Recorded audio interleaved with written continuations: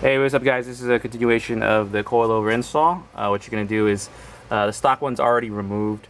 You're going to remove these two bolts on either side, and once you remove that, the arm's going to swing out, and then you can proceed to take off the coilover. So this is just going to be the reverse of install over the HKS.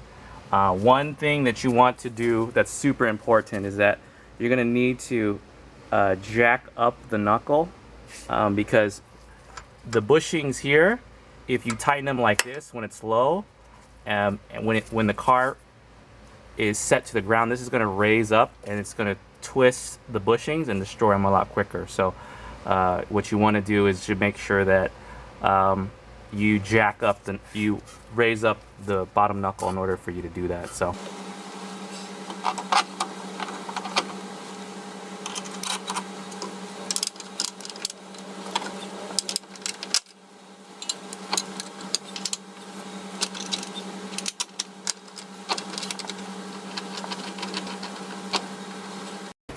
alright, so I got the coilover installed. HKS supplies you with, this is probably the most ghetto part. It's basically a hose clamp with basically a bracket that they use to hold the brake line in place.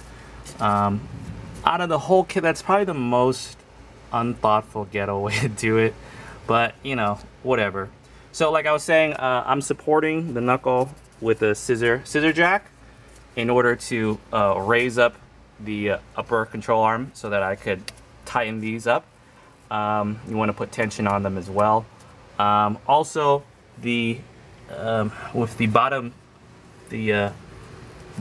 nut, there's spacers that they include in the kit that you're supposed to install on each side. When you torque this down, there's going to be a spacer, so don't forget the spacer. I am happy with real easy, real quick install.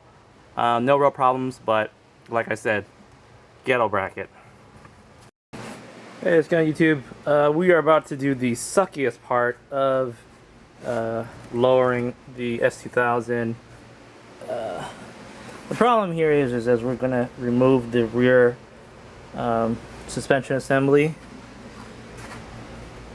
To get to the top of the shock bolts, you have to loosen up the fuel tank neck right there in order to get access to it, because you can't put a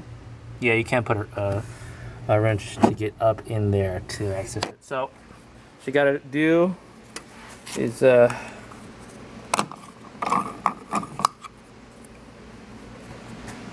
have to remove these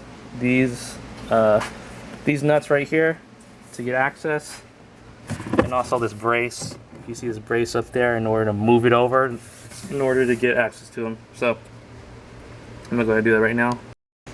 All right, so I just removed those 3 bolts as well as that one on the brace. It's now easy to pop out. So just gonna give a good tug straight back to get it out. And this should give us enough play in order to access the top of the bolts. And that's pretty much it. It's a pain, but hey, somebody gotta do it.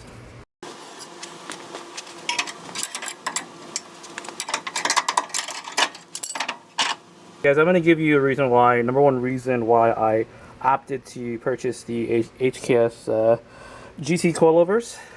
One of the things was simply because of with that filler deck, it's literally impossible to do any adjustments here. Certain kits, more of the high-end ones, will provide a way for you to adjust this without having to mess with that.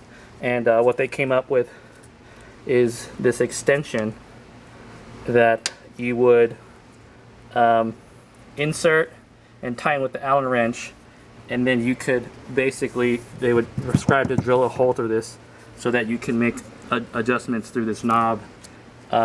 So that's one of the cool features about this, and this is one of the reasons why I got it, was because of the adjustment, the ability to adjust. And some of them you know, you have to just rip off your rear interior in order to adjust. But that's one of the reasons.